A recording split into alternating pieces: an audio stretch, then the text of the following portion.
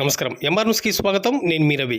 నెల్లూరు జిల్లా కావలి మాజీ municipal councillor Kummaragunta Pratap సతీమణి మాజీ మున్సిపల్ కౌన్సిలర్ కుమ్మరగుంట సరోజినమ్మ ఈ నెల 14వ తేదీన మృతి చెందడంతో వారి కుటుంబ సభ్యులు ఇంటి వద్ద ఏర్పాటు చేసిన ఆదరణ స్తుతి కూటానికి ఏబిఎం సంస్థల అధినేత రెవరెండ్ డాక్టర్ జిడిడి దివాకర్ ముఖ్య అతిథిగా హాజరయ్యారు. ఈ సందర్భంగా ఆయన సరోజినమ్మ చిత్రపటాన్ని ఆవిష్కరించి పూలమాలలు వేసి నివాళులర్పించారు. అనంతరం సరోజినమ్మ మంచితనాన్ని ప్రజలకు వివరించారు. అనంతరం ప్రజలందరికీ యేసుక్రీస్తు గురించి, బైబిల్ గురించి ఆయన బోధించారు.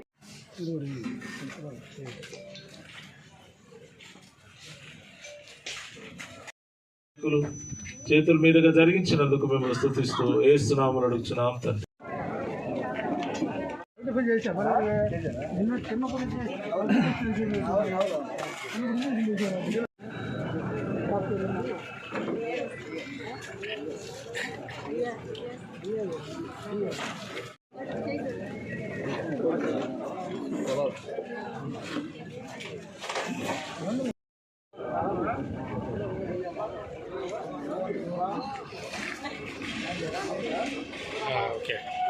ఎవరు నీతో మరణం వరకు ఇచ్చేదెవరు ఆపై నిత్య జీవము నీకు యేసే నిజ దేవుడు.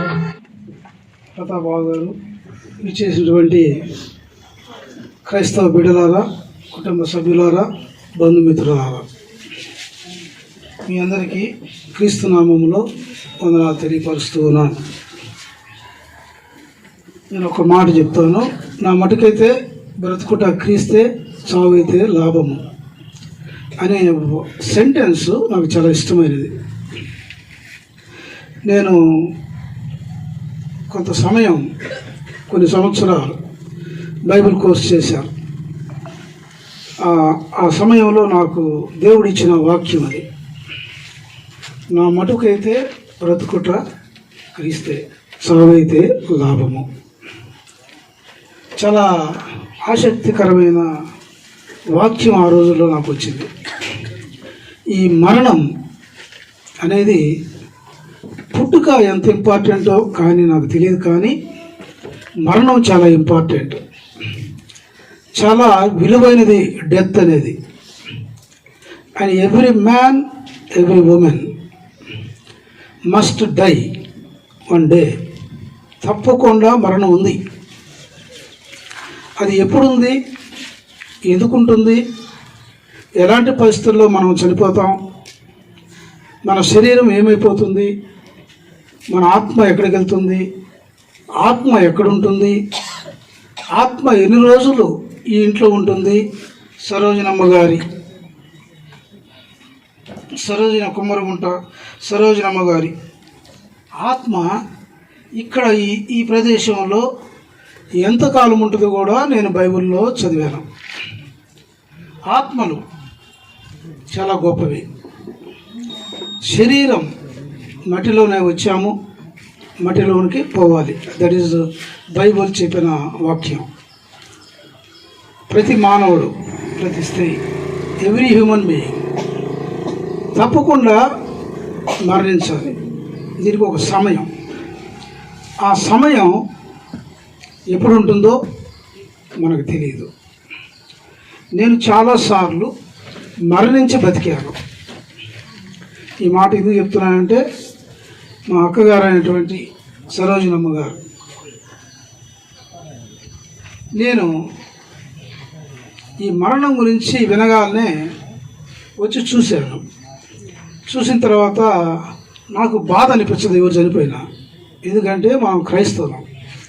బైబిల్ చెప్పింది మన ఆత్మ బతికే ఉంటుంది. మన ఆత్మ దేవుని దగ్గరికి వెళ్ళేది ఎప్పుడు, ఇక్కడ ఉండేది ఎప్పుడు. ఇది నేను ఖురాన్ చదివాను, భగవద్గీత చదివాను, కొన్ని బుక్స్ చదివాను. నాకు చాలామంది అఘోరాలతో పరిచయాలు ఉన్నాయి, నాగు సాధువులతో పరిచయాలు ఉన్నాయి. వారితో కూడా నేను ఈ మరణం గురించి చాలాసార్లు సంబోధించాను. వారు కూడా మరణం గురించి చాలా అద్భుతంగా నాకు చెప్పడం జరిగింది. నేను ఎందుకు అది డెత్ గురించి అంత సీరియస్గా సర్చ్ చేశానంటే, నా కుటుంబంలో ఎన్నో మరణాలు చూశాను, నా స్నేహితులను చూశాను, మా యొక్క సంస్థలో ఆర్గనైజేషన్లో పెద్ద పెద్ద నాయకులు, బలవంతులు, జ్ఞానవంతులు, ధనవంతులు మరణించడం చూశాను. ఈ డెత్ చాలా విచిత్రమైనది. అది ఎక్స్పెక్ట్ చేయం కదమ్మా మన మరణం గురించి. కానీ దేవునికి తెలుసు ఇది పలానా రోజున ఈ మరణం ఉందని. మనం పుట్టినప్పుడు దేవునికి తెలుసు. ఇది ప్రతి క్రైస్తవులకు కూడా, బైబిల్ నాలెడ్జ్ ఉన్న వాళ్ళకి, ప్రేయర్ఫుల్గా ఉండే వాళ్ళకి తెలుస్తుంది. అలాగే కొన్ని విషయాలు ముందుగానే తెలుస్తాయి. అది ఎవరికంటే క్రీస్తుని నమ్మిన వారికి, క్రీస్తుని అనుసరించిన వారికి, ప్రార్థన